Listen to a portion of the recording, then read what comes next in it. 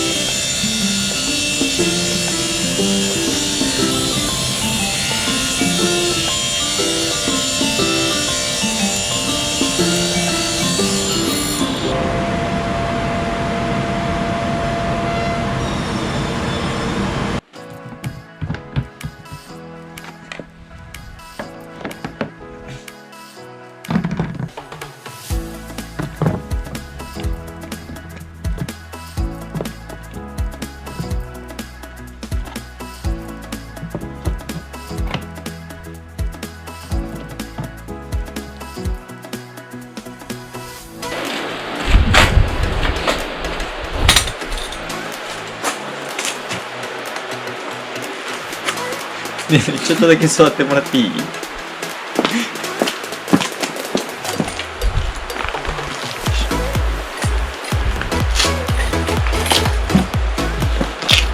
感じ。今回は、収納ボックスの蓋に天板をつけて、収納兼テーブルとして使えるキャンプギアを作ってみました。はい。じゃあどうもご視聴ありがとうございます。